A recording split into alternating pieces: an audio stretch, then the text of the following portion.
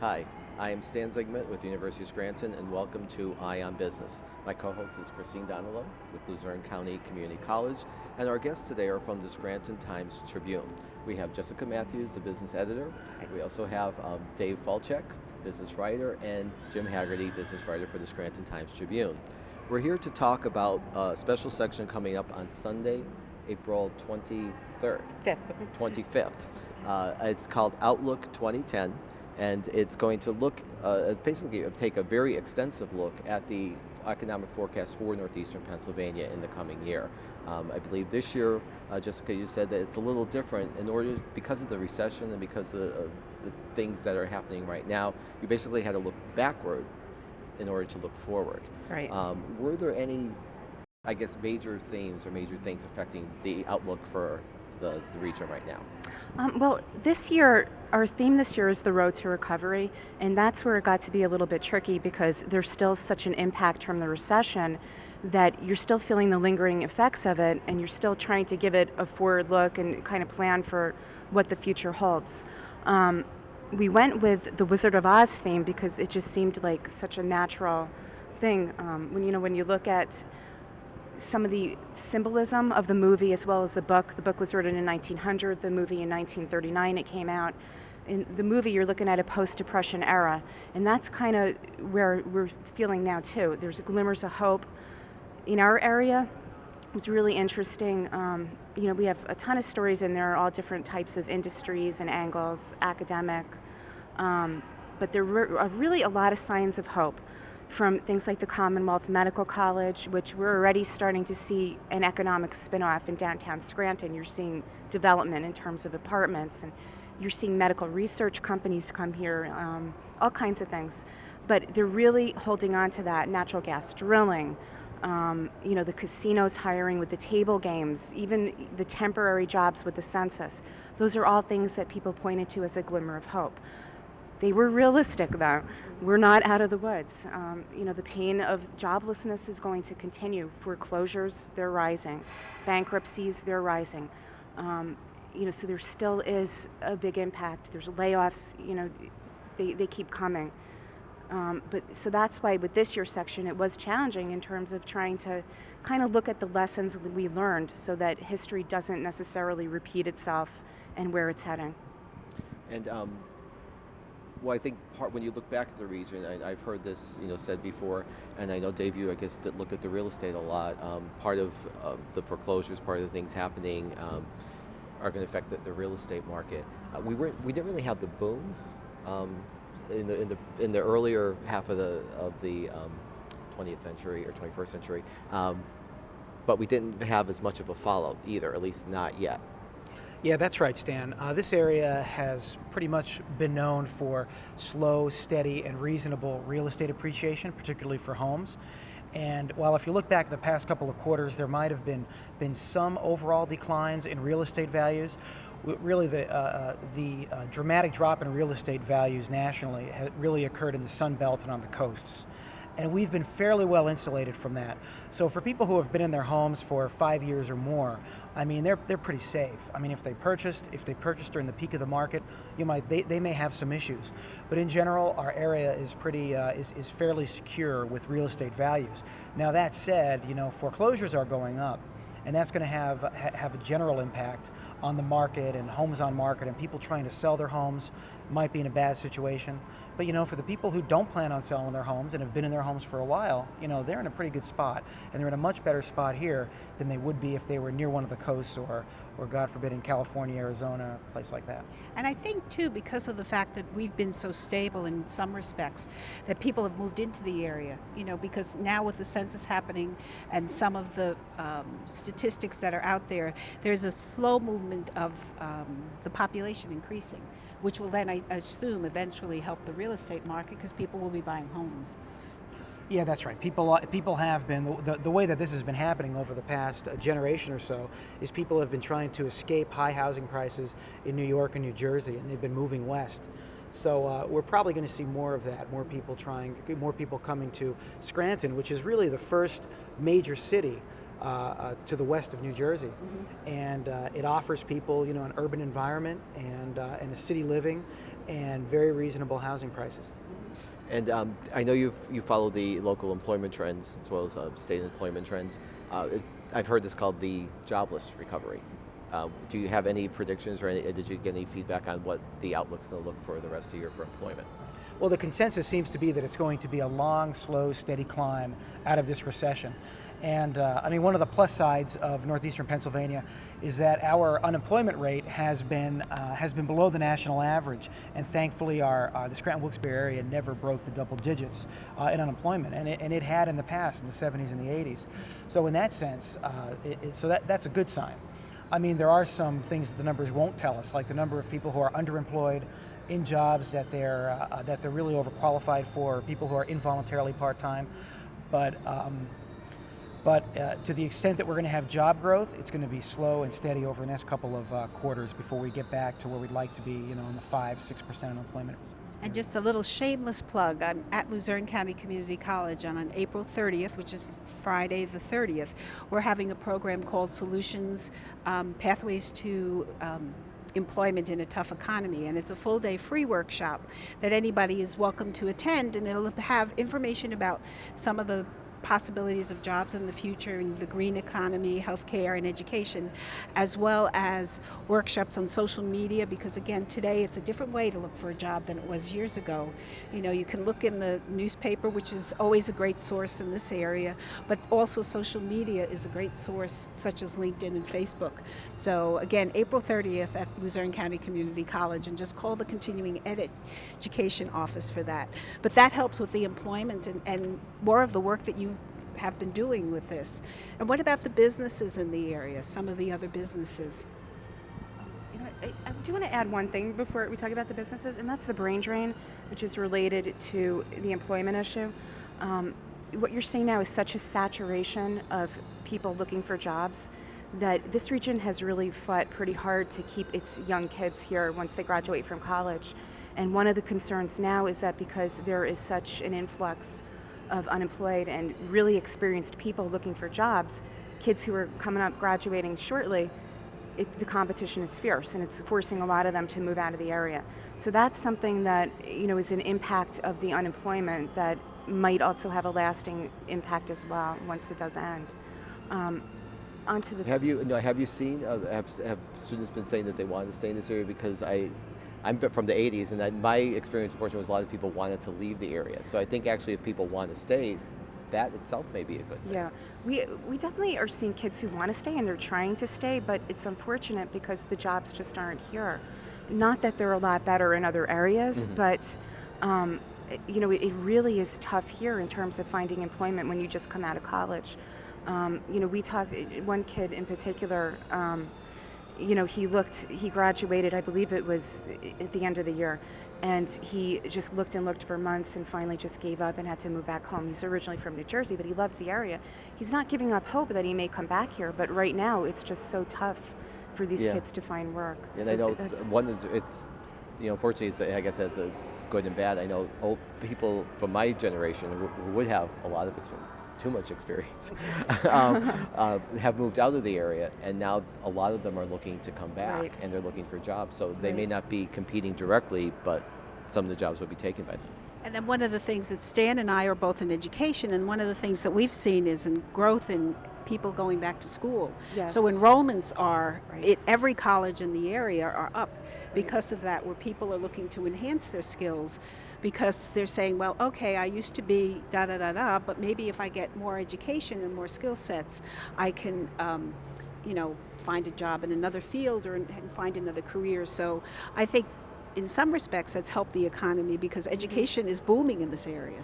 Yeah, we did what we call man on the street, where we just kind of go out, send a reporter out, and just randomly talk to business owners and students. And that was the theme that came out. Just about every student said, you know what, yeah, the recession has really changed my plans. I'm going on to school because there's no jobs. So graduate schools, advanced programs, that kind of stuff, definitely an influx of kids because of the recession.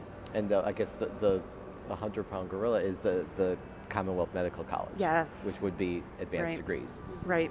So, and you said you've started to see that impact. Yeah, you see it, clearly in the downtown. I'll let Jim talk a little bit about some of the development, with the apartments. Yeah, there has been a push in housing development downtown, apartments in particular. Uh, on pardon me, on Linden Street. Jerry Joyce's complex recently opened with 32, and the Connell Building is undergoing finally a $23 million overhaul. It's going to have about 90 apartments. So those are the two big ones downtown. But there are other smaller developments that are going on, and everybody talks about pent-up interest in downtown living and continuing interest, primarily because of the medical school. And for not to switch gears, but I know you've also done a look into the manufacturing. The town was always a manufacturing town, and of course it's changed in the last couple decades. What do you see with the manufacturing? I think the economy had some surprises. You mentioned the defense contracts for private contractors. Well, we lost so much manufacturing work over the decades that manufacturing is not the employer that it was, but it's still substantial. We've lost about 4,000 manufacturing jobs in northeastern Pennsylvania since the beginning of the recession in December of 2007. So manufacturers have begun to see a turnaround in the first quarter. Their factory orders are up, some output is up. Nobody's actually talking about hiring yet, but they've been to the bottom and they're beginning to turn around. But the impact has been pretty serious, obviously. Manufacturing has been hit very hard, as I said, and construction. Construction employment in northeastern Pennsylvania is down about 25% over the last 3 years. So I know that Dave and I occasionally go to CareerLink to talk to people about unemployment, and invariably every time I run into somebody that worked in construction and is looking to move somewhere else. One of the things that we find at the Luzerne is because manufacturing has changed and it needs more skill sets. So again, we're finding that some of our courses like programmable logic and electricity and motor controls, the things that manufacturers are using, because they've become very sophisticated. Yes, so it's not CNC. your father's, it's Right. not your grandfather's manufacturing plant now. Right. It's There a is a lot- technical institution. Yeah, there's a lot of computerized numerical CNC type work Right. around here, and we have found that the manufacturers that are thriving, if you would, that are continuing, many of them are specialized. A lot of the general ones have fallen by the wayside. And so just we're not all doom and gloom, there is actually a glimmer of hope in green jobs. I think that you've looked at as well. Yeah, we see some of that. There's a big push from the stimulus, obviously, toward green employment, which is fine. A lot of the money around here is going toward weatherization. There's a huge push toward weatherizing low and low to moderate income homes, and an awful lot of training. And there's a lot of opportunities for that work, at least for the short term. There's job training going on, and that seems to be the big push that we're seeing for the short term, at least. And we talked about the Commonwealth Medical College. I know Marywood University also has a new degree with architecture, which is focusing on the sustainability aspects of architecture. Right. Has I that think been that's included that's in another that? glimmer of hope as well. The talk of down in Luzerne and Wilkes-Barre, the law school coming, that's another one. I think that people really do bank on that in terms of kind of being something that's going to help us through this, especially with job creation. And the other thing too that we've seen that's really interesting is that there is still business coming here. And what's interesting about it is that we're seeing, in terms of new business, a lot of people who had left the area and now they're opening up shop again. So it's maybe, the kids trying to find jobs, they're leaving, but you're seeing established businesses who once had ties to this area returning. We just saw it a couple of weeks ago, just saw two of them open up down in Wilkes-Barre and in Center Point in Pittston. Well, the other thing that I think is happening too is as the middle tier had been laid off, a lot of those people were boomers, Yes. and so the boomers are now looking at what's next. And so some of them are saying, "Here's my skill set. Maybe I'll go out and do something." And so I've seen that literature on how that's changing the dynamics of boomers who thought they would retire are now Right. looking at what's my new career. Right. you know. Right. So again, it's changing the face of Northeast PA in many, many ways, from It is. the student who's graduating from college this year to people who really thought they would retire Right. and now aren't, and looking for new opportunities and stuff like that. So anything else regarding the Outlook 2010 that you should our viewers may be interested in finding out? Yeah, I think we really focused on the lessons learned, and there were a lot of lessons learned. We saw a lot of businesses totally have to revamp the way that they conducted business, from restaurants to retail. You saw retail really slashing inventory because they didn't want to get stuck with it. They learned from, during Christmas of '08. Auto, you saw the auto industry, the popular cash for clunkers, that they learned a lot of lessons from that in terms of being a saving grace. Restaurants, you saw, an influx of, like the $5 menus, a more inexpensive offering just to survive. And I think, too, particularly with banks, which Dave can definitely talk about, but there's a lot more regulation. Credit has tightened up. So there were a lot of lessons learned and a lot of steps being taken so that this type of recession does not happen again, this widespread. Can I ask Dave, what did you see with the banks? Well, the banks in our area are really a mixed bag. We have some that are in trouble, that are having trouble with their asset quality. Generally, it's because of commercial loans and because of enhanced regulation. But it's a mixed bag. Some of the local banks are very stable, and other ones are going to have to work through some problems. But the problems with banking really are coming here a little bit later than they came in the rest of the country. I mean, there's certainly no banks in our area that are in any sort of danger of failing at this point, but they just have challenges they have to face and clean up, and hope that the overall economy improves. And the gas extraction, natural gas extraction through Marcellus Shale, I think is it Dave that you looked into that? Yes. About the jobs, can you tell us a little bit about that? Yes. Well, the Marcellus Shale is certainly going to be a huge economic and environmental story for really the foreseeable future. And yeah, there is a lot of opportunity. A lot of the people who are holding gas leases are going to be making a lot of money off of this, and there is going to be, just a lot more money moving around the Marcellus area. I mean, there will be jobs. There are going to be jobs, spin-off jobs for things like crushed stone and people who provide services to the drilling companies. But in general, it's not a very labor-intensive process. You have a drill crew come on site, drill a hole. It'll take a couple of days, and then they're on to the next drill site. And most of those drilling companies are based in the Midwest or in Canada. There's really no local drilling companies per se. And after that, a well pretty much needs someone to come by and check on it once in a while. So I don't think anyone foresees. There are some people who are projecting thousands and thousands of new jobs. I don't know if that's going to happen. These things just really don't require that much manpower once they're producing gas.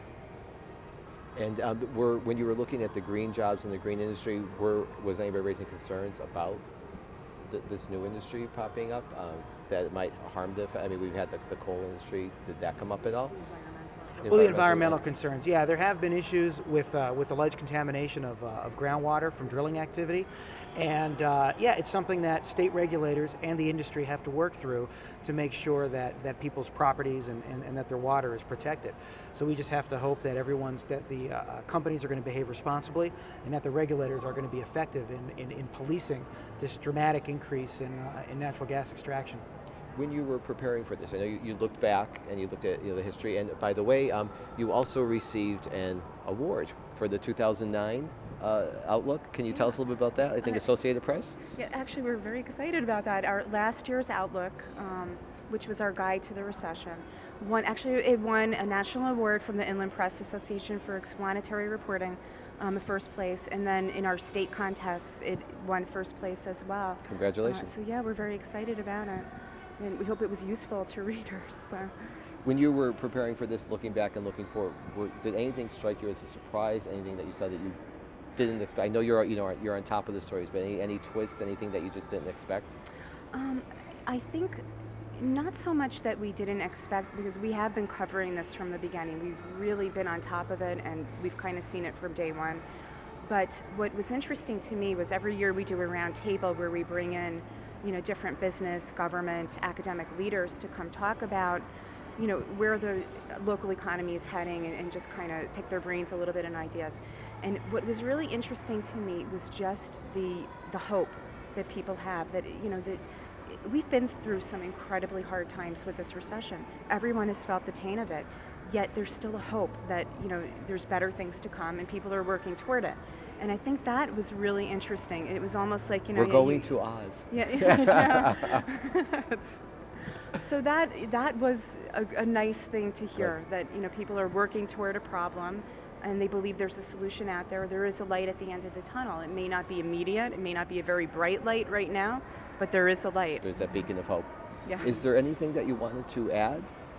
Just that the section appears Sunday, April 25th in the Scranton Times-Tribune. It will appear in a version later in the Citizens' Voice down in Wilkes-Barre and the Hazleton Standard-Speaker. And I hope that it is a useful source for people, that they learn something from it. Well, thank you. Thank you very much. Thank you. Jessica Matthews, the business editor for the Scranton Times-Tribune. We have Dave Falchuk, who's a business writer, Scranton Times-Tribune, and Jim Haggerty as well as our guests. Thank you very much. Christine Donlow, co-host at Luzerne County Community College, and I'm Stan Ziegler with the University of Scranton. This is Eye on Business.